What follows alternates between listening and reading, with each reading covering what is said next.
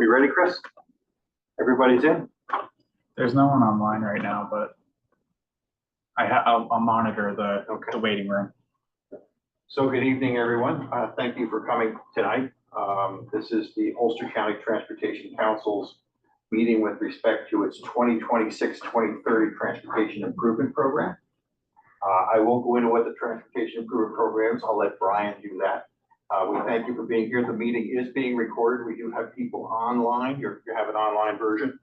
And I want to take some time to introduce members of the county staff that are here. Brian Slack is the Principal Transportation Planner for the Ulster County Transportation Council. And we also have Chris Seeger on technology tonight. Chris is a transportation planner, senior transportation planner for the Transportation Council. We have representatives. I'm going to ask representatives from NISDOT to introduce themselves. Allie Fairley from New York State DOT and Nicole Farmer. So with that, we'll work on this in terms of a brief presentation, and then we'll take comments. And if you have any questions, we'll attempt to answer them. But we want to get through all the comments before we start to try to answer questions. So with that, I'll turn it over to Brian for the presentation. Thank you. Great, thanks, Dennis. I'd also just like to draw your attention. The camera is here. If you do speak or have a question, please, might want to direct it toward that camera. And this meeting is being recorded, and we'll post it on our YouTube page and can be shared later on. So we're going to begin by just giving a broad overview about what the Transportation Improvement Program is, and then we'll talk about some of the local projects that are included in this iteration of the Transportation Improvement Program. Before we do that, who are we? We're the Ulster County Transportation Council. We're housed in the Ulster County Planning Department. We have a host agency agreement. We're a metropolitan planning organization, which is a creation of the federal government. And we exist because the Kingston urbanized area exists. An MPO is created whenever there's an urbanized area of 50,000 people or more. And there are just over 425 metropolitan planning organizations in the United States, and the UCTC happens to be one of the smallest. We were established in 2003 by an act of the governor of New York, and we're responsible for what's called the continuing cooperative and comprehensive transportation planning process. This is a process that was enacted by Congress around 1963, and MPOs have been in existence and doing this stuff ever since then. We are a consensus-based decision-making body that is made up of highest elected officials from across Ulster County. We have 6 permanent voting members, 7 2-year rotating voting members, and 1 rural voting member as well. And the highest elected official in each of those municipalities is the representative to the UCTC. And we meet roughly once every month as a body. MPOs, metropolitan planning organizations, are required to do a host of things, but there are 3 core components that all MPOs are required to do. That includes development of the long-range transportation plan. The current plan that is effective right now is the year 2045 LRTP. And the long-range transportation plan has a 25-year planning horizon, and all of our work must conform to the goals and objectives within the long-range plan. We also have a unified planning work program, which is essentially our office's budget. That's updated every year and includes all the activities that Dennis, Chris, myself, and any of our consultants might be involved in over the course of the state fiscal year. And then we have the Transportation Improvement Program, which we're going to go into great detail in a moment. Shameless plug, we are currently updating the long-range transportation plan. You may have seen some ads or some flyers circulating around. We are currently taking public comment, not on the draft plan, but just public comment on individuals' interest regarding the transportation system and where they think our dollars should be invested. So these 2 projects are running at the same time, and they're both building off of each other, because it's what we're here to talk about tonight, is the capital program of the transportation planning process, and how the public engages with the LRTP can really inform how we make our investment decisions as a transportation council. So you can learn more. There's flyers here with a QR code that you can click on really quickly and participate in the survey and learn more. With that, I'll get into the Transportation Improvement Program. The TIP is a 5-year capital program for federally funded transportation projects. That's the Federal Highway Administration projects, which are our surface transportation projects, roads, bridges, active transportation, and then the Federal Transit Administration projects, all of our transit system funding. The TIP is typically updated every 2 to 3 years. We take the lead from the New York State DOT when that update occurs. The TIP is a document that must be fiscally constrained. That's a technical term that NPOs use quite a bit. It essentially means that all the projects included in the TIP must be tied to actual dollars and cents that are known to be available, that have been already transferred to the state from the federal government. It cannot be a wish list of projects. It has to be tied to federal aid dollars. And we must coordinate the process of the update with the New York State DOT and our public transit providers. We have one public transit provider in Ulster County. That's Ulster County Area Transit, as administered by Ulster County government. So the TIP is being updated. TIPs across the state are being updated simultaneously at the same time. All 14 MPOs across New York State are going through this process at the same time. And once those TIPs are approved, which all should happen, most of them should happen in June, but by the end of the summer, all 14 will be adopted, hopefully. All those TIPs are rolled up into what's known as the State Transportation Improvement Program, the STIP. Sometimes those terms are used interchangeably.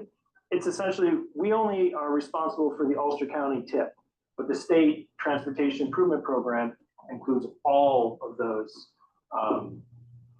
transportation improvement programs, plus the rural program that is addressed through the state DOT in the rural areas.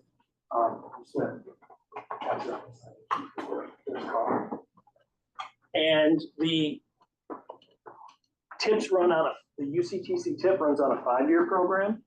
So this is federal fiscal years 26 through 30 are what these projects, the timeline for these projects. And the STIP runs on a 4-year program, 25 through 29. So as I mentioned, this includes all FHWA and FTA funding programs within Ulster County, as well as any state and local matches. The main components, again, are the highway, bridge, and any active transportation projects or mobility projects, bicycle, pedestrian projects that use federal aid, transit projects. And then there's quite a bit of projects that the New York State DOT Region 8 includes in our transportation improvement program. And they're considered multi-county projects. So that's dollars for facilities and maintenance and improvements that could be occurring anywhere within Region 8, but they have to be listed in all the TIPs, Orange County, Dutchess County, Ulster County, and NIMTAC, the New York Metropolitan Transportation Council, because they could possibly be used, the dollars, anywhere within that Region 8 DOT area. We used to include Thruway Authority and Bridge Authority projects as well on the TIP. Those have not been included for quite some time because lately they've been using 100% state funding only, and they have not been using federal aid. In the event that there's a big project, that they receive a federal aid grant to do a safety project on a bridge or something of that nature, we would amend our TIP. There's a procedure to do that, and we would add the project later. But at this time, there's no Thruway Authority or Bridge Authority projects on the TIP. So how do we go through this process? This is my 5th or 6th TIP update at this point. And it's always, we always have the same general process. We wait to hear word from New York State DOT, and they send us the instruction manual, the guidance on updating that. And that occurred in November 2024. It's essentially the same as last time. And then we begin working with our local sponsors to review the projects that are on the existing TIP and rolling them into the new iteration. As an MPO, our responsibility is really focused primarily on local projects that are sponsored by local municipalities. So a municipality like Kingston or Warsing can choose to apply for Transportation Alternative Program funding, or they may have been awarded a project years ago. They are responsible for managing that project through to completion. So those are the projects that our office focuses on. Projects that are sponsored by the New York State DOT on the state system are provided to us at a later point in time. So our projects account for about 25 or 30 local projects that we review the schedule and the budget for. And we form a subcommittee. We actually have the UCTC technical committee that we worked with in order to update those budgets. And we held individual project meetings in December and January, thankfully with the help of Region 8 DOT staff, to talk about project needs. Where are they in the approval process and the design approval process? And how close are they to obligating funds for construction? Do they need additional dollars? Are we able to provide them, et cetera? Those are the conversations we had. And then we begin to assemble a draft program. And as we get closer and closer to this June deadline, the program starts to become more refined. We still have a little bit of minor changes at this point, but we feel we have the program to where we want it at this point in time, and we're awaiting public input, and we'll consider public input through the 18th of June. And we may need to make additional changes, but for the most part, the program is nearly complete. And that program also was already approved by the UCTC Technical Committee, which authorized us to then release it to the public. That was on May 27th. That's the process of the TIP update. I'm going to go into some of the dollars and the figures and then the actual projects in just a moment. Does anybody have any questions at this point in time? Feel free, if I happen to use terminology or jargon, if you don't know what an acronym is or something like that, please feel free to interject. I'm happy to answer a question. This TIP is being updated under the auspices of the Bipartisan Infrastructure Law. Let's keep that in mind. The Bipartisan Infrastructure Law came into effect November 2021, and it is still in effect through September 30, 2026. It did provide a once-in-a-generation investment of $350 billion nationwide in highway programs. And that was the largest dedicated bridge investment since the construction of the interstate highway system, which we're very grateful for. Ulster County Department of Public Works is responsible for maintaining over 150 bridges in Ulster County. And those bridge dollars are very much appreciated. I just want folks to keep in mind, there's quite a bit of talk about the huge increase in federal aid available, but the majority of that went to two very specific programs. And that was the Bridge Formula Program, increased 41% from the previous iteration, which was the FAST Act. And the National Highway Performance Program, NHPP, went up 28%. Those dollars for NHPP can only be spent largely on the state system. We don't really have access to them for the local system. But there were new additional federal aid programs that we were very happy to see, focusing on carbon reduction, safety, the Safe Streets for All program, resiliency, the PROTECT program. I do not know the acronyms for most of these myself, and then there are a variety of new enhancement programs as well. And those dollars are still, a good amount have not been obligated at this point and are still available for distribution. Question. Yes. Are any of those being rescinded, clawed back? I've heard no word of any rescissions for federal aid. We're hearing new rules for the use of existing programs. I can't think off the top of my head of any closure or elimination of an existing program since they're approved by Congress. They can however, hold on to the funds for a certain period of time. I believe the city of Kingston's raise grant has not been effectuated at this point in time, and we hope that that will be figured out very soon. That was a $22 million project, which is included on the tip. Thank you.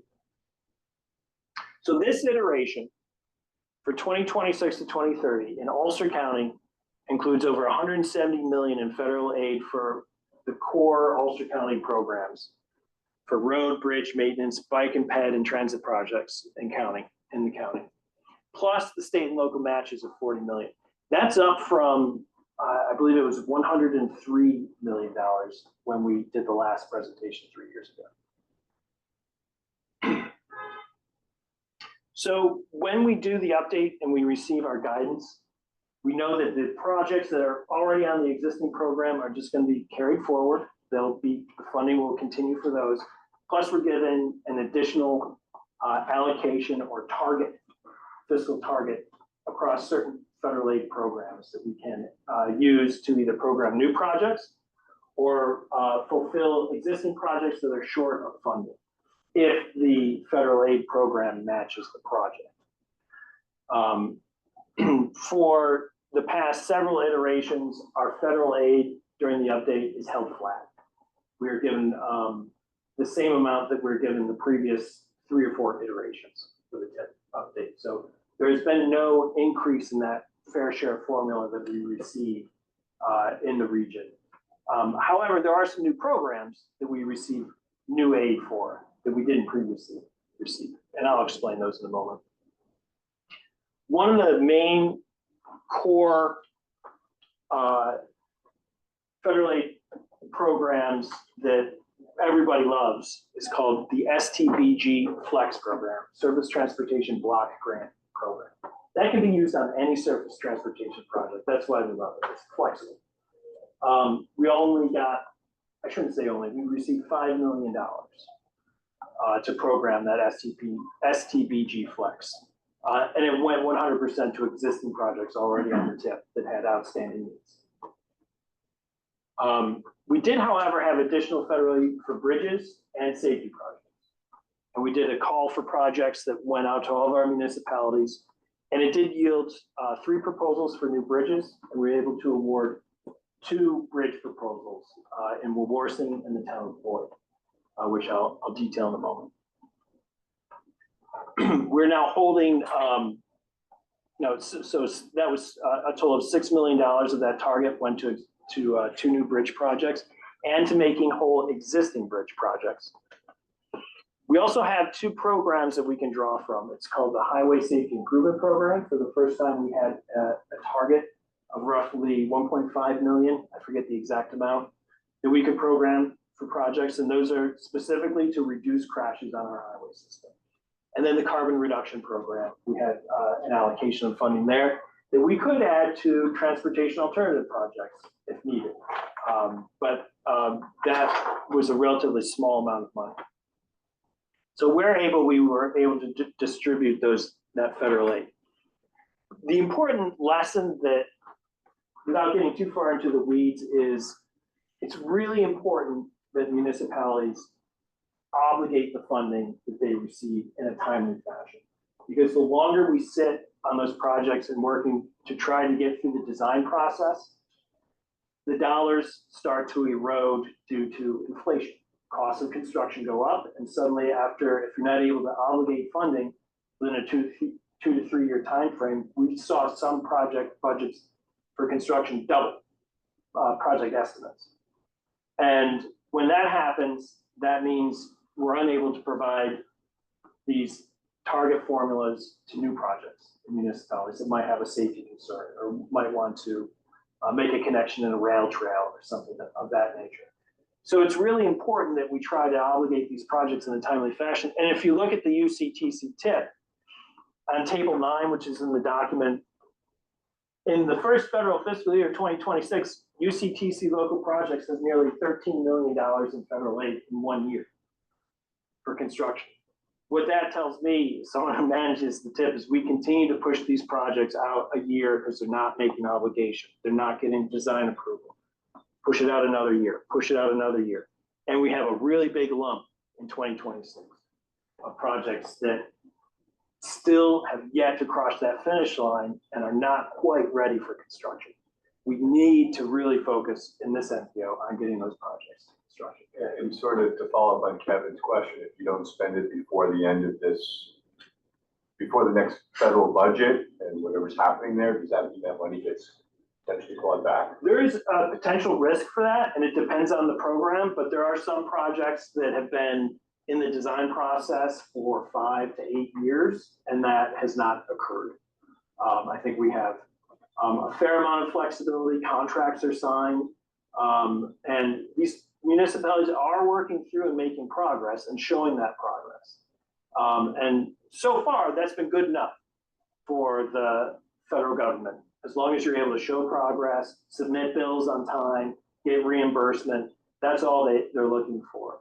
But for those projects that are going on 8, 9, 10 years, it's really our job and it's the municipality's job to crack the whip and to really help to get those projects across the finish line. And DOT is a really big, helpful partner in that process as well.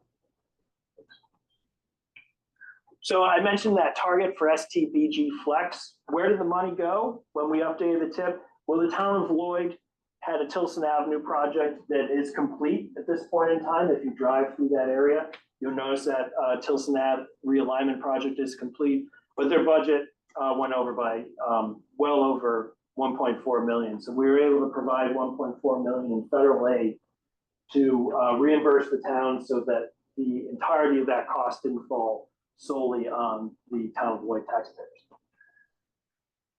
The Ulster County Department of Public Works is sponsoring a project to expand shoulders on Route 299 in the towns of New Paltz and Gardner. That is a project that has been in design for many years now. And the latest construction estimate had a shortfall of over $1.7 million. So these are federal dollars, and that requires a 20% local match as well. So we were able to provide 1.7 million to DPW, and they're hoping for obligation next year for that project. There's a bridge project DPW was short on Tongor Creek, and then projects in Wawarsing also required additional funding, and I think we're also counted against our target as well. So again, the lesson learned, we need to do better in obligating funds in a timely fashion. And if Sandra Jobson from Region 8 were here, I think I'd get a round of applause at that point for doing that. Because we do get graded, so to speak, by the federal government. We're monitored every year. There's a report that comes out. And if we don't obligate the funds, we get a little slap on the wrist. So I'm going to run through some projects, or also let me finish the targets. We had Highway Safety Improvement Program funding. This funding source has a high bar set for it. You have to do a benefit cost analysis in order to show that there's going to be a proven reduction in crashes wherever you use it, depending on your design. So we could have made that available to municipalities, but I feel fortunate in that we have an existing project already on the tip, sponsored by the town of Ulster at the Boise's Lane Railroad Crossing that UCTC did a plan for in 2013. It was one of the first projects that I was able to work on. And they do have a budget shortfall for the construction estimate. This is a signal coordination project and some realignment work. And in order to make that project whole, we were able to add 1.4 million in HSIP dollars to that project in order to get that closer to construction. And we'll retain roughly $370,000 for future programming made available. When you talk, you call it cost benefit analysis, and crashes were part of that. Does that include pedestrian and bicycle? Yeah, it depends on what the issue is. On that one? For this intersection, Because I know that one quite well. there have been fatalities on the railroad tracks at that location. Yep. We did not have to do a cost benefit analysis because it was already ranked through our systemic crash analysis. We do a road safety plan We completed that in 2019. Rosemary was on that technical advisory committee. And the Boise's Lane intersection ranked in the top 50 intersections in Ulster County in terms of safety concern. The crash type, I don't recall exactly. I believe it was right angle crashes, automotive. My mother had one. Oh, well. And if you're caught, the big concern there is if you've ever been there during a busy time of day, and a train comes, those gates drop, and you can find yourself in the impact zone if you're not careful. And the purpose of this project is to coordinate the signals and gates, so that is less likely to occur. Follow-up question? Is that okay? Sure. So does this project include pedestrian, bicycle, Yes, ADA accommodations? it includes pedestrian accommodation. And did you have to do a lot of revisions given the project at Tech City? I know it's kind of in limbo now, but Yeah. potentially 882 units of new housing plus. So the short answer is not yet. And I'm going to ask if you could hold your questions. Let us get through the presentation. We appreciate it. Okay. Thanks. Right. SCBG officer, was there another question? So we do have 2 new bridges, Town of Warsing, Barbara Road. I meant to put in a screenshot. That is there's a term we use called criticality. And it's a highly critical bridge because there's one way in and one way out of this tiny subdivision in Warsing off Route 52. And while on the large scheme of things, it doesn't seem like a very important bridge because there's only so many households, it's really important to those individuals who live on the other side of that bridge that it be replaced. So we found that to be an important project. And the same for Town of Lloyd, Willow Dock Road, currently a culvert. This is a dead end right on the river, and one way in, one way out, highly critical. Could you explain what an off-system bridge is? Right, it's off the federal highway system, right? They're supposed to put me on the spot. So the dollars can only be used for bridges that are not on the federal highway system. 5.7 million is held for future programming, so we have a significant amount of money that was not requested and not distributed for bridges. We expect that money to be distributed over the course of the 5-year program. Because bridge needs are significant in this county. We don't want to forget the FTA side. There are several FTA capital projects on the tip. It includes continued investment in battery electrification and also fleet modernization. It includes $1.25 million for the design of a new UCAT bus storage facility. That's simply for design and architectural services. Another $1.25 million for upgrades to the existing UCAT facility. Those are for ADA upgrades and other maintenance needs. And we're programming $12.5 million for the future and eventual construction of a new UCAT bus storage and maintenance facility. Location has not yet been determined. We did a feasibility study roughly 5-6 years ago with Passero Associates to identify the needs of UCAT. They have outgrown their existing facility, and especially if they're going to meet the goal of battery electrification, battery bus system electrification, those buses need to be stored inside, especially near in the cold months of the year. So a new facility is critical at this point. The location to be determined, and the ultimate cost to be determined. But at this point, the minimum estimate for construction is $12.5 billion.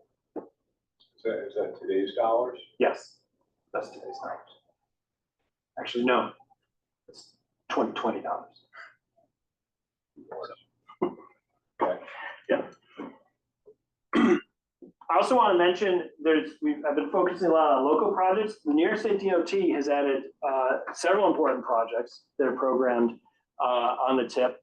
Shandaken routes 212, 214 slope repair, $18 million in federal aid, plus 20% required state match to do slope stabilization on two state highways, 212 and 214 in Shandaken and in Woodstock. Route 212 Woodstock, this project has been on the tip for a while. It's making its way through the design process. It's the replacement of several bridges on Tinker Street in Woodstock. $27.5 million for construction for that project. And the project description has been amended to include pedestrian considerations as well, which I think is a big step forward for that project because it was not part of the original scope of work, to my knowledge. So the work of the community, I think, really paid off in identifying a real opportunity to make connections on the pedestrian network there. Question? Okay. Yes, About that. for you. Okay. Two questions. I saw 31 million. That would be the total project cost. I think I'm just citing federal aid. That's- Okay, great. Sorry. And the pedestrian accommodations or into the design, you're referring to as the extending the project out to Bearsville? I don't have any updates regarding the specific scope of work and how it's being amended at this point in time. Yep. I would expect the DOT to inform the town first, and we would hopefully be invited to be part of that conversation as well. Thank you. So we're awaiting word. New project, City of Kingston and Town of Ulster, Washington Avenue. $15 million in National Highway Performance Program funding has been committed by the DOT to look at operational considerations at the intersection of Sawkill Road and Washington Avenue. So that's looking at the signal and the intersection design, and also pedestrian safety accommodations, presumably along the entire corridor and at the intersection of Schwenk and Washington Avenue. I imagine we'll have some questions on that project. The design is scheduled for beginning in 2027 on the tip, and that's located on page 33 of the project listing. Sorry, can I just ask a quick question for that? Sure. How long do we have to affect change in that project? It hasn't even begun Okay, at this so point, the so, community still has an opportunity to really, okay, Oh, all right. and DOT, since the topic's on the floor, do you have anything to add on the Washington Avenue? And No, I mean, we're not gonna start design until 2027, but there definitely will be public involvement, so. Well, how do you get like a public, like, because we're very concerned about some things that aren't, being included as of now. We hope that they are gonna be included. How do we get a seat at the table to make sure that we're being updated and getting the information and giving you the information also? Because this is a very critical project for a lot of us sitting right here right now. Yeah, understood. Once a project manager is assigned, you'll have a point of contact to speak with. That probably won't happen for, a year or two at this point. But yeah, there'll be a project manager, and then once, they start the design process, I'm sure they're gonna have public meetings, so you'll be informed of that through this council and probably, other public venues. the highest elected officials in each municipality. We can take you through off this But I think presentation. these are We can important. take you through the approval process to get from essentially a project on the tip to design process and take it how it works. But I'd like to get through this, and then we'll take comments on the tip. And you have specific comments with respect to inclusion of the design process for this. I think you could make it then. All right? Sure. Okay. Thanks. I just have a few more slides. We do have one raised hand online too, when we're. We'll get to that in a moment. Route 208 Shawangunk, 10.5 million in highway safety improvement program funding for the intersection of it's Route 208 and I believe Water Street. So there's a little triangle there as you head south into Orange County. That looks to me like a very prime location for roundabout. We'll wait and see. That project is also scheduled for design commencement in 2027. So we're really pleased to be seeing significant investment of federal aid in the Ulster County state system. I don't want to forget, this is a 45, just the project listing is 45 pages long, all right? The majority of the projects listed here are the multi-county projects that I mentioned. So what do those projects entail? I added them up, 773 million in federal aid for various transportation system maintenance activities. So that includes 183 million for bridge maintenance in Region 8 DOT, $390 million just for paving, preventive maintenance, $62 million for lines and signs, painting those lines and upgrading those signs and maintaining them. 27.7 for culverts, 20 million for the health patrol program to fund that over the 5-year program. 12.3 million in signal improvements. This also includes geotechnical improvements, stormwater, landscaping, things of that nature. So it's quite a bit of money that is assigned over the course of the 5 years to specific projects. But at this point, it's in large chunks, detailed through the tip. So as these projects come to fruition, what you'll see is requests to amend the Ulster County Transportation Council's tip, take these off of a block program and assign them to a specific project in a specific county for most instances. Right. Looking at the document itself, there's the map includes all of our local and state projects that have a specific location, are identified on the map on page 36 of the document, and has a corresponding table, so you can look up the individual pin on each project, and it has a corresponding location identifier on the map as well. And then the fiscal constraint table, I know it's arcane, but it's actually probably the most important illustration in the document, because this shows and proves to our federal partners that we're not overspending the federal aid allocations. We're using the money that we've been given. It's been assigned to the projects, and it shows by year and program where that money has been assigned. In conclusion, I think it's always important to talk about the previous iteration of the TIP and everything that's been accomplished in the last several years. These projects are glacial. We understand that. It's a slow process to go through the planning process, finally getting your pin on the tip, which is what a lot of communities work years for. And then you have to go through the design process and hope you can get across the line to construction in your lifetime, is what it feels like. But a lot of projects have been successfully obligated and constructed. In the past 3 years, we had $23 million in projects constructed. I like to include the Word Street Bridge because they did such a beautiful job on that bridge. Tilson Avenue realignment, Town of Lloyd, Route 4455 at Brunswick Road signalization. This was a project that, through the work of Dave Stoss and our former county executive, Pat Ryan, advocated for a signal after several tragic deaths at this location, and that signal is operational today. We're really pleased to get DOT Region 8, their cooperation in getting that signal operational. Henry W. Dubois bike lane on the Empire State Trail in New Paltz. They had the grand opening just about 4 to 6 weeks ago. Henry Street sidewalks, a beautiful project just down the street from our office here. Another successful sidewalk project. The Kingston Rail Trail, which is one of the few projects that actually the Ulster County Planning Department was the sponsor on, and shepherding that very challenging federal aid trail project that went through an eminent domain proceeding and many years of design.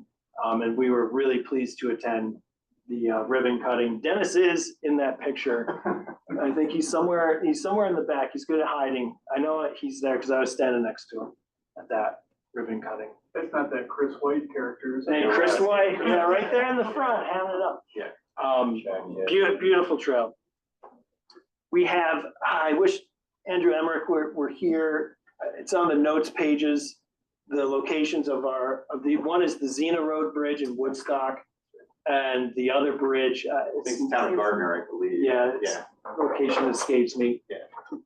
Our Department of Public Works does great job at bridges, and this is Brunswick Road Bridge, another DPW bridge project. And again, let's not forget our continued modernization of the UCAP fleet. So in conclusion, key benchmarks, where are we? May 27th, the UCTC Technical Committee approved the draft TIP and authorized us to have this meeting and release it for public comment. We advertised the 15-day public comment period last week. Today is our public meeting. The deadline for the public comment period, which I hope everyone will submit. If they're interested in local projects, please submit your comments to me in writing. We will publish them in the document themselves. And all affected parties will have a chance to review them. And that comment period closes at the close of business on the 18th.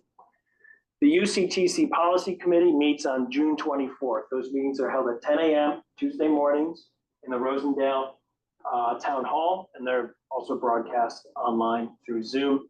And you can watch them afterwards on YouTube. And then this program would become effective the next state fiscal year, October 1, 2025, which is state fiscal year 26. Federal fiscal. Thank you. Thank you, federal fiscal year. Our contact information is available here. You can submit comments by email and that in writing. In person is fine as well. Thank you, Brian. How's your voice? It's starting to Yeah. fade a little. I don't talk that much. So, well, thank you everybody for coming. Thank Brian let's give Brian a round of hand. Before we open it up to comments, I just want to set some ground rules if you don't mind. I'd ask you to please limit your comments to 3 minutes if you can. And please make your comments germane to the tip, which is in front of us tonight. We'll come back. We would like to circle through all the comments. And if you have questions, we'll come back and start the questions after we get through all the comments. Is everybody okay with that? Okay. So with that, we'll try to alternate between comments and people in the room and comments if there's anyone online. Tanya's patiently had her hand up for a little while now. Okay, so we'll start in the room and then we'll go to Tanya, and then if there's only one, we'll be back to the room. So I ask you to identify yourself and any comments you have, please. Somebody?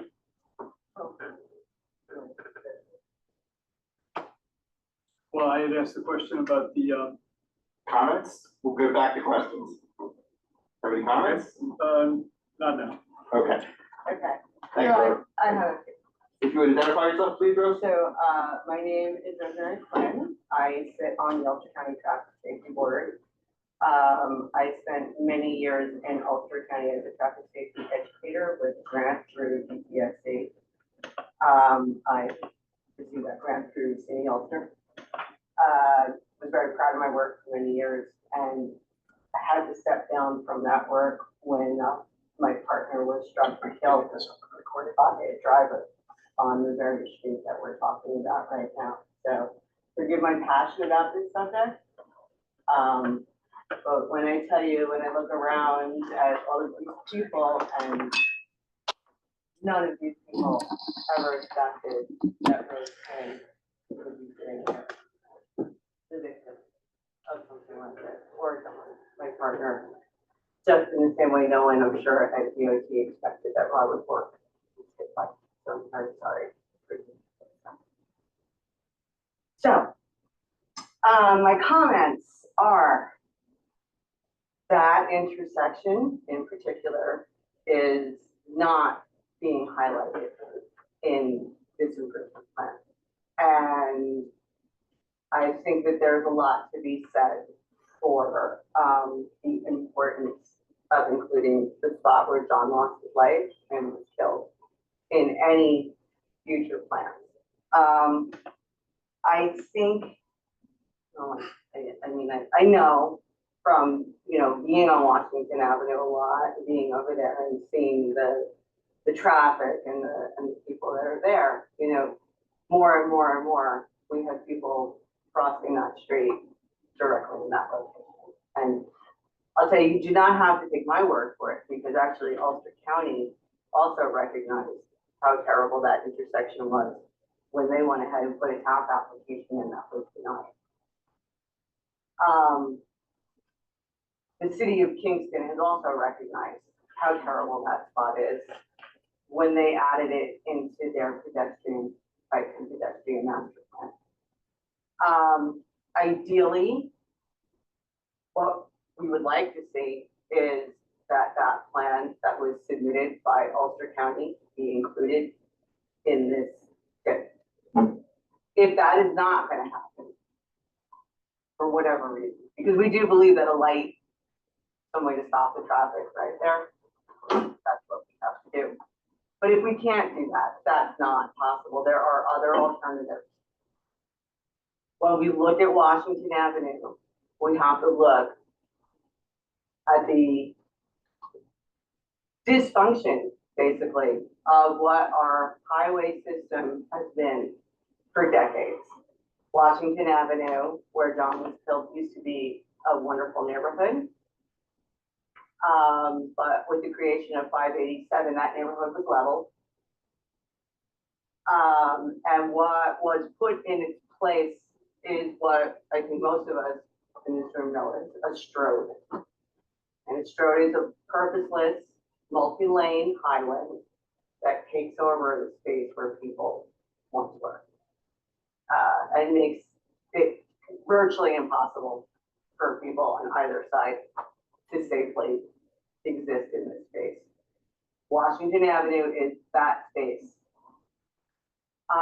Not only was John killed there, but there is an abundance of low-income people who are living in the hotels over on Washington Avenue. There is an abundance of people who do not have cars, who are working in the gas stations, who are working in the hotels. They're walking along Washington Avenue, which is basically Route 28, unprotected. We did a video where John was killed, and within a half an hour, I was able to capture 2 cyclists, one person with a stroller, and another man with a cane walking across there. So, and this was just an ordinary afternoon. This was not an extraordinary day at all. So, there's a lot more to be said about it. You know, there are other compromises that could be made. We could do a complete road diet on Washington Avenue, for example, and narrow the whole thing. And then maybe we wouldn't need a light so much. Maybe if we narrowed it and we had some traffic islands, maybe we could do something with that too. But really, ideally, stopping that traffic would be the most important thing. And when we get to questions, I mean, I think one of my really big questions is why, I kind of get Schwank a little bit, but why Washington for the focus? I'm not sure where people came to that conclusion, not Washington, rather, Sawhill. I understand that, you know, every intersection needs these treatments, but we've had a fatality in this intersection, and we've had many crashes and many people risking their lives there.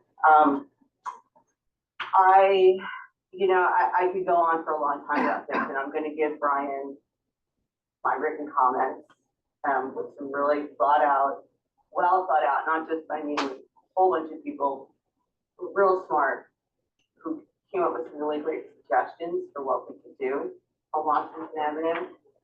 I just would like to close with not just for me, but there is an entire neighborhood on Washington Avenue with the people on Washington Avenue, on that neighborhood was right behind me.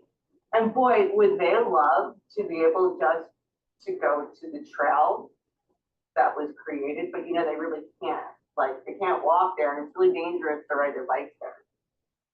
We need to look at this entire corridor, right? And I'm not saying, I know there's a scope, I know there's here to here, and I get that. But we also know that this is a system, and what we do in one part of the system is going to affect other parts of the system.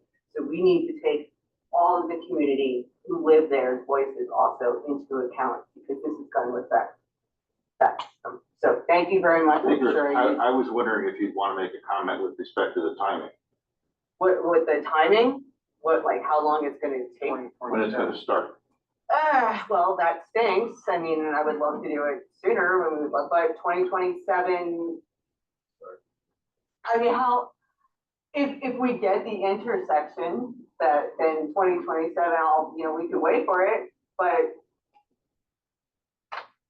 Okay. I don't really care. I don't mean to say, okay, that's not true at all. However, if what you're asking me, Dennis, like, this is a really important thing. I was just asking if you wanted to make a If we're comment saying with that respect to timing. intersection by 2027, then, all right, I'll wait. That intersection by 2027, fine, right? That's what I'm saying. That intersection Thanks, George. has to be addressed. Thank you. I'm going to let Tanya go from, that's online. Tanya, you're up. Read her comment, or she made it up. I asked her to unmute, but I don't know. Can you? Hi. Hello. Hi. Can you hear me now? We can hear you. Okay, thanks.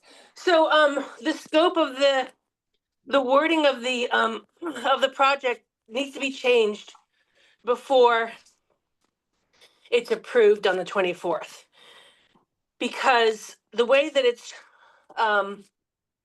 phrased will not allow enough public input to have a chance of getting something that will make crossing from the trail, safer. The phrasing that's on there is, it talks about the two intersections, and then, so it's specifically the Saltkill signalization, upgrading that, and then making it safer to cross at Schwenk. But then it also says evaluate the feasibility for pedestrian connectivity from Sawkill Road into the city of Kingston. We need to be talking about more than getting from Sawkill Road into the city of Kingston. The O&W, I think it's called, Scott Dutton and Bob Ryan's business, where the Board of Election moved, that has some access through a parking lot into the trail that's sort of like a privately owned trailhead. That we can't be planning around that. It's more than the trail even, but people are going to be coming, and the public spot to enter the trail should be considered and not just given up for the sake of the private trailhead. But people who live in Dutch Village need to get to the pizza parlor. People who live in the 9W Motel need to get to Kingston Plaza. And there is access that's allowed through Dutch Village to get to Kingston Plaza directly.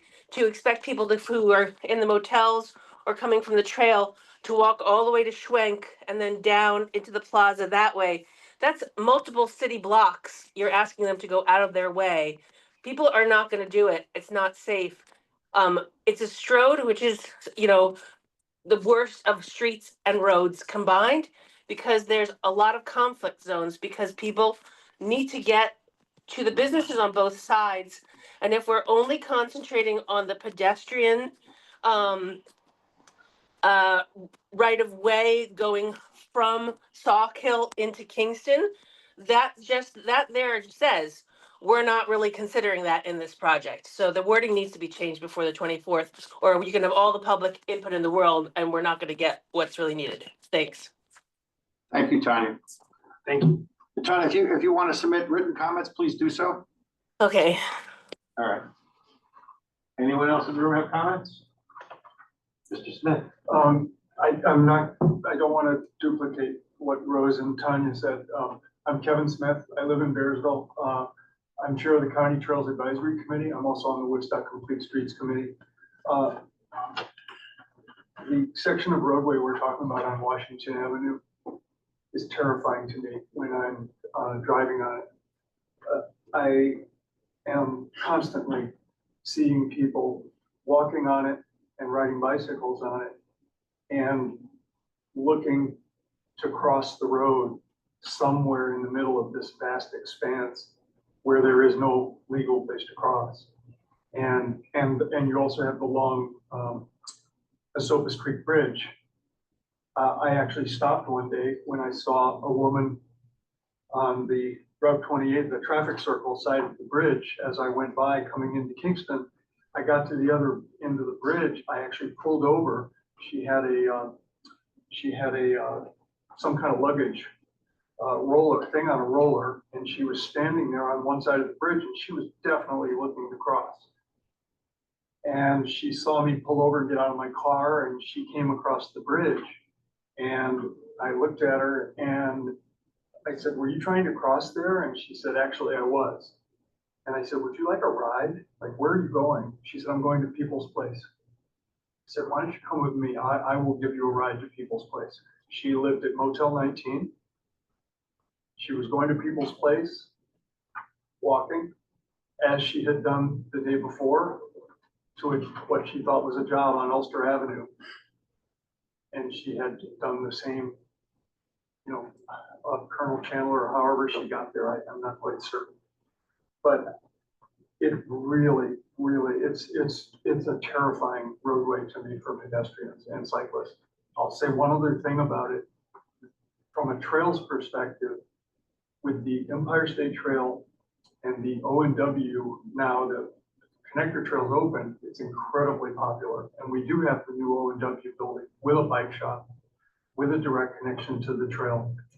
Increasingly, what I'm noticing when I'm with groups that are coming back from Midtown Kingston, they come on the linear park into Uptown, and then whoever the leaders of the group, they cut through Dutch Village because that's the direct route. It's what people know if they live around here, and they cross Washington Avenue mid-block. I won't do it. I break the city of Kingston sidewalk law and I tell them I will not cross here. Somebody was killed here and I will not cross in this location. But this is where people are crossing increasingly. And with the GPS apps, the trail apps, they're following what they're seeing on their screens. So they could be long distance bicycle tourists. They're going to follow what they see people doing on the app.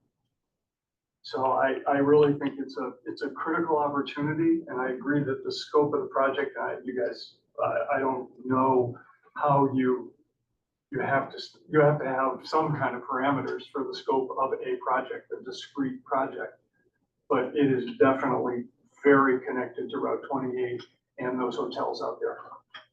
Just a huge amount of people moving back and forth, and I know you know all this.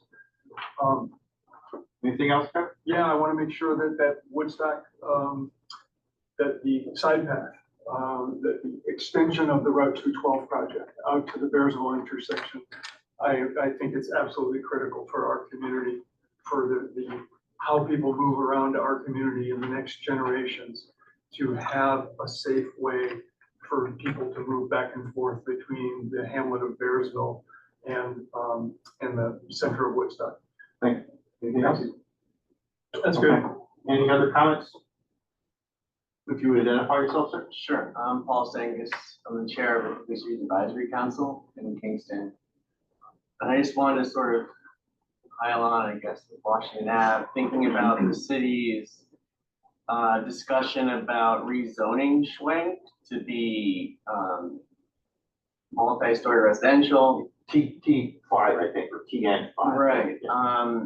You know, thinking about what's happening on the other side of Washington Ave, like the brewery that's going in, how there will be people, more and more people wanting to do things over there. I mean, it's going to become increasingly necessary for that entire street to be redone.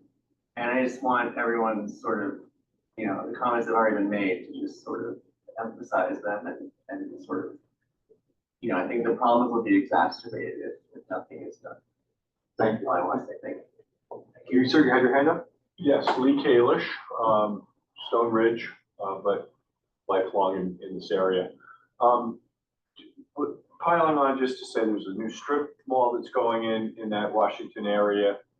And I think there's a Dunkin' Donuts there, which is going to be a big draw for people from the hotels. So that's one piece.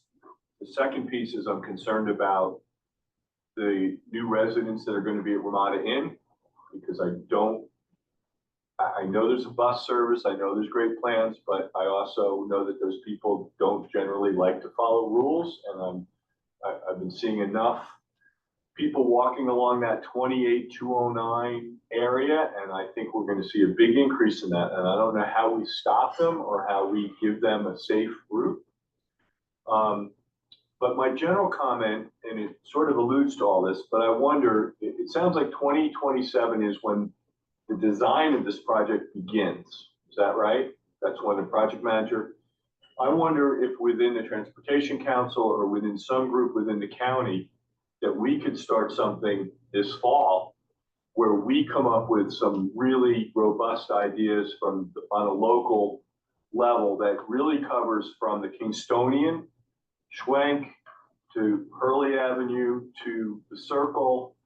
Like, could we kind of look at that corridor locally and really be prepared for when this project manager comes on in 27 so that we really can have a voice. It's not just starting when that person's starting, but when we're really ready to present some things. Thank you, Mr. Guest. Anything else? That's it. Okay, anyone else? Mr. Tierney? Thank you. My name is Michael Tierney. I'm the alderman of the second ward here in the city of Kingston. I represent uptown and part of Midtown Kingston. Washington Avenue is the border of my ward. And I just wanted to echo all the comments that have been said, especially Rose's.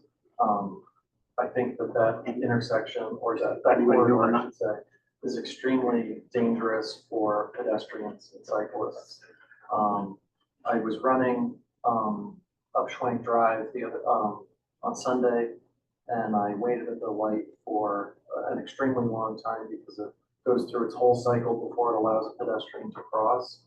And that was my first time ever actually crossing at that intersection. And so you see why somebody would rather, if they were in a rush, just walk up the street a little and cross midstream, especially since Strava and the other running and cycling apps actually direct you to cross in front of Dutch Village to get to the O&W trail. And as Paul said, we're rezoning the Schwank Drive to increase density, where the county is doing the quality in project. There will be a large number of people moving into that neighborhood who will likely not be car owners. And that will just put more pressure on the corridor and on the O&W trailhead. That, you know, we see that the desire and the natural path is already there to cross there. And I think we should be meeting that need rather than trying to outlaw that need or build around it. I think we should just match the need. Anything else? That's it, Planner Doyle. Thank you. Thank you very much. Anyone else have comments? I have a kind of question, So possibly a let me comment. take, Mr. Ernie, you have comments? Yeah, Thank you. Okay, thanks. Bill Erner, used to sit in this chamber. I'm now here, not representing, but just to say I am a member of Safe Pass Ulster and Riders of Ulster Transit Alliance co-founding member. I am a resident of so-called Washington Avenue in the city of Kingston. I want these changes made for myself, for my neighbors, and so much more. I want us to park those cars at the Park and Ride and get a shuttle bus that takes people into the city of Kingston. I want a road diet. I want space for humans, not cars. I want space for bicyclists, for walkers, wheelchair users, stroller, shopping cart pushers. Now, when I was in the legislature, we sent a letter to the Department of Transportation of New York State asking that the whole corridor that state controls from Hurley Schwenk on Washington all the way up 28, at least as far as Hurley Mountain Road, but why stop there? Let's go out to what town of Kingston, West Hurley, and connections to Woodstock. That whole corridor, everywhere, all the roads need to be safe for human beings. People need to be able to walk. There's no law against walking on these roads. So why are they not safe for people to walk on? Totally outrageous. Intersection with 209, I don't care. Figure it out. Figure out how I'm going to get safely from point A to point B without a private car, because the future looks pretty grim for most of people not having private cars. I am a little concerned about othering in terms of talking about who is walking on corridors and they and them and the Ramada and Comfort Inn people. These are also people in our community. Half the residents in DSS have lived in the city of Kingston and are getting displaced out to motels, and they have no choice but to come back. UCAT doesn't operate any buses on Sundays in that area, and very few on Saturday, and definitely none overnight ever. So you work the third shift, and most poor displaced people are working people. They need to get to work. They need to get to their families, and they don't have a car. How are they going to do it? They need safe infrastructure. And the state has so much infrastructure in this county. So we're really relying on you at DOT to follow the plans that the county residents here are coming up with. Now, there's a couple other plans concerning the city of Kingston. The accessible roundout, I'd love to have that expanded to include the upper roundout in the city of Kingston. Unfortunately, the Wilbur area lost its bus service, so that's gonna be up to UCAT hopefully to restore, also the route optimization study, but there is no safe passage from Wilbur to anywhere else in the city of Kingston right now. Flatbush Foxhole, I haven't really gotten a good look at that, but certainly that is a busy corridor and needs to be. I'm glad you're looking at that. I just want to mention, I was in Albany lobbying around traffic safety recently, and I saw this sheet here about how many people die, how often in New York City. Every 3 hours, someone is killed or seriously injured in New York City crash. That's 8 people a day killed or seriously injured in New York City. Well, in Ulster County, it's only every other day, only, on average. But think about that. If you compare by population, we actually per capita have 2.8 times the rate of fatalities and serious injuries in crashes on our roads that New York City has. That's Ulster County versus New York City.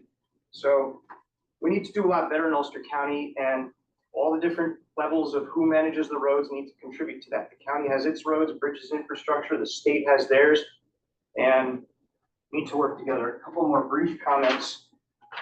I'll have questions later.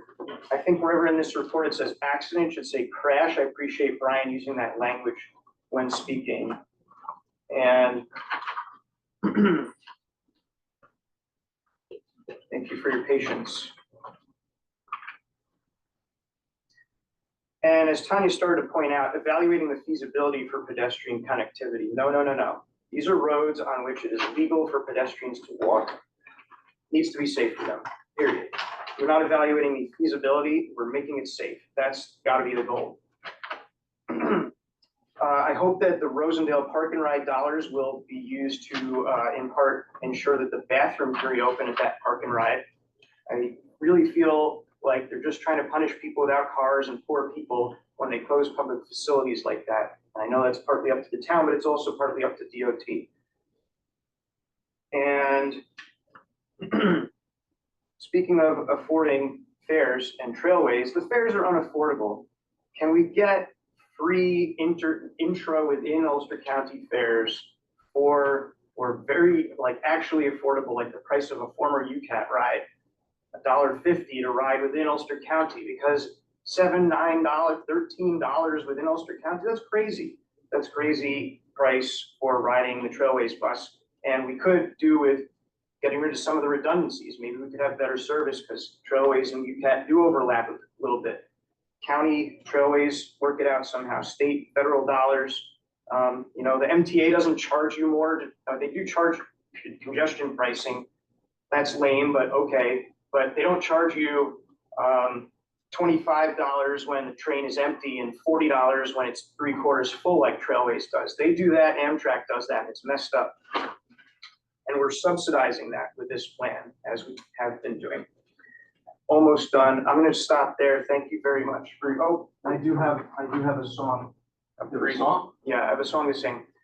You can join in, you'll know the tune. Oh, I hate cars. Anything motor and heavy and squealy. Anything gassy and greasy and steely. Yes, I hate cars. Come on. Well, there's a street that looks nice, but there's only one thing. It's just built for cars, and so I must sing, oh, I hate cars, except for public transit and shared vehicles. Thank you. Thank you, Mr. Much appreciated. Anyone else online? Not at the moment, no. Okay. Any other comments? I saw on the tip that there's a Route 28 resurfacing project between Wagonk Road and Route 375. And I don't know exactly what resurfacing says. Does that Paving project. And does that mean that there can be no changes whatsoever? Generally. Facility? Generally. So for our DOT guest, there was a hit and run crash with a bicyclist on May 20th, Tuesday, May 20th. He was riding on the shoulder. He's a resident of Motel 19 that uses his bicycle as his sole transport. And he was exactly where he was supposed to be. And he got hit by a car that came over the white line onto the shoulder. Fortunately, he survived. He had the ambulance down to Westchester for surgery because his femur was badly fractured. He just got back up here to a rehab facility where he's facing months of rehab. I've spoken with him. He's asked that it be considered to put rumble strips on the white line so that if drivers are distracted and they start to drift over the white line, they get tactile feedback. So I put that out there. Thank you. Any other comments? Now with self-trepidation questions. Any questions? Rose? Well, I mean, so I'm gonna start with a bit of a comment that's gonna go. And so the comment is that, you know, the city of Kingston dropped its speed to 25 miles an hour in this case. And I realize that on DOT roads, that doesn't necessarily count, but I would hope that since this new standard has been created, that we would want to meet that standard in that corridor, since that is the corridor that's leading right into Kingston. Right now, I can tell you, a friend of mine gave me some really interesting data. 37 miles an hour is the average speed where John was hit, right in that corridor, right in that section. 37 miles an hour, that's an average speed. That's not, so that means there's a lot of people going a heck of a lot faster than that. And we have 20,000 roughly cars a day kind of going through that corridor. And as everybody else has stated here, we also have a lot of pedestrians and bicyclists, and we have traffic. So Kingston is setting these standards, right? But unless, you know, we're gonna get met with, you know, the designs from DOT, it's gonna be hard to meet those standards, right? The DOT has got to kind of respect that, yeah, Kingston wants everyone to go less slow. So my question is, Schwank Drive, I understand maybe the focus on Schwank Drive. Why the focus on Sawhill? I'm just curious, and I really do want to understand that. So I can answer some of those Yeah. questions. That was really interesting. The person here before, Lee Kalish, I can't remember she was here, asked about, you know, what can we do in terms of being prepared for this. I would want to remind everyone that the Transportation Council many, many years ago did a study on Washington Avenue that took a look at the area from Washington Avenue, basically from the traffic circle, so at that time, from now the modern roundabout, all the way into the city line, including the area right around Dutch Village. And there were some proposals made in that, including, quite frankly, one of the proposals for Sauk Hill Road was actually to put a roundabout there and convert all of our movements in and out of those areas into right turns only, by basically being able to go around each individual traffic model roundabouts and convert your left-hand turning movements into that. So that's the first thing. We also talked about improving all the way through there, corridors on both sides of the road, sidewalks on both sides of the road, all the way through. And another signal, quite frankly, was looked at as it relates to the intersection of Dutch Village and Washington Avenue. So all of those things are there, actually drawings of them. And then I would also point out the fact that we did do on our submittal with respect to the O&W railroad TAP application, the rail trail for the O&W, we did do a design for that as well. And looking at some of the problems with respect to the existing sidewalks out there, which are not in the greatest of shape. So we do have some background information of that. That may help to answer why Sauk Hill was chosen and Schwank Drive is the two endpoints for the study. Any other questions? Dennis, Andy Bicking, resident of the town of Esopus. I frequently ride my bike in that corridor. My kids have crossed it. I was with Rose's partner, John, when he was struck. Given what you just said about the historical context here, just from a process perspective to help the public understand, what would be required to kind of have the vision for this area include some of the provisions and thinking that the plan you just referenced included in the past? So I'm gonna talk about the process, the design process, but as part of that, I just want to think that it's really helpful to get out ahead of the design process to a certain extent, so that the design is sort of fed by a public comment even before it gets to the public comment period. So from my perspective, to the extent that you want to comment on the proposal, you could comment on 1, the description, 2, the timing, and 3, essentially the ability to essentially provide comments on what you think should be in the design process, included in the design process. If you put that in writing to the council, then it becomes part of the record for the tip. Thank you. So, thank you. Anything, any other comments? Any comments by anybody online? Is Tanya still there? I'm sorry, I had another comment, Bill? Questions, right? Questions, I'm Sure. sorry, we'll take both now. Okay, my first question is, I'm glad to see all these allocations, of course, to UCAT. Where is UCAT involved in this planning process? Does the county executive decide whether or not they have a representative here?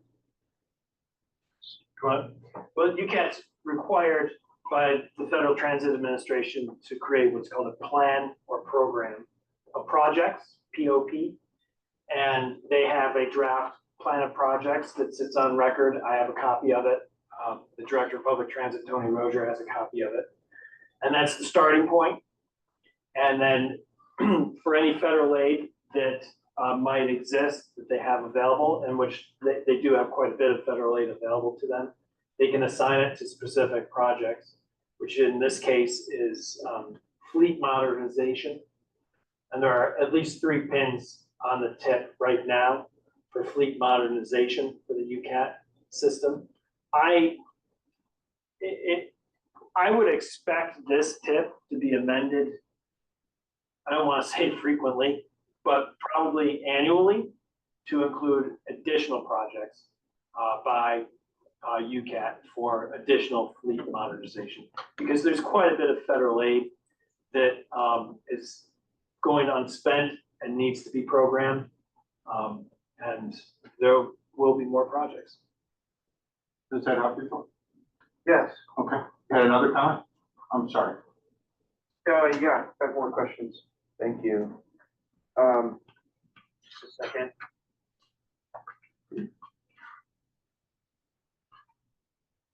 Can you explain what an adaptive signal system is? This is NISDOT, for example, 881-672, and then how can the public find details about where this would be done, and so that we could evaluate it? I'm gonna ask NISA if they would take that question. Unfortunately, I don't have an answer to that question. Okay. We can look into it and get back to you guys. But I don't know what pin you just said. I assume the description didn't have specific locations. It's a where and when, yeah. Right, I mean, so once we start the design process on that, they will look for candidates and identify specific locations. That right now is a multi-county project. So it could be a corridor in Ulster County, or it could end up being, a corridor actually in a different county altogether. But you certainly be involved in that through the TIP amendment process. I could add a little of insight. We recently completed a corridor management plan for Route 9W in the town of Ulster. New York State Department of Transportation was on our technical advisory committee for that plan, and looked at the commercial space in the town of Ulster out there, as well as surrounding areas. And we worked with Lee Zimmer, who's what's his title? I want to say He's with the safety division. Let's put he it knows that his way. stuff. He designs traffic signals, and pointed out that his mother lives just off of Route 9W in the study area, knows it well. And he thinks that the corridor is prime for adaptive signal technology. Adaptive signal technology can use a certain type of detection mechanism. Typically, it's video detection, a camera. It's what's used on Broadway today. There's other methods that can be used. And it monitors the volume of traffic that's traveling through a corridor from point A to point B, and it can adjust the traffic signal timing based on the volume of the traffic. It's designed as a congestion mitigation measure sometimes, but it can also be designed to provide other users of the corridor with opportunity to cross safely, pedestrians and cyclists, which was a primary recommendation of the Route 9W corridor management plan. Thank you, Brian. Carl, you had a question? Yeah, I was really interested in what you said earlier about how helpful it is to get out ahead of the planning process with respect to Washington Avenue. What do you think is the proper forum for that? Where should that discussion, that pre-planning happen? So for me, I think that the real forum is don't forget, a lot of this project is with the city of Kingston. It has a complete streets advisory council. Is that where? So that would be one place that you could start that discussion. You could ask the department to attend that discussion with a focus on Washington Avenue to inform the design process. But remember, we're 2 years away from starting design. Just I need you to remember that. DOT speak, that's not long. It's actually, that's speedy. Right. Yeah.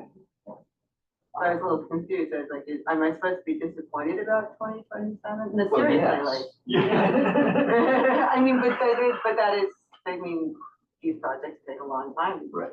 to get off the ground. I mean, I think that I would rather see a project take its time and come to fruition correctly than be speeded through myself. I That's think my thought on it, but. we're all aware of staffing limitations up and down our bureaucracies, and DOT is no exception to that.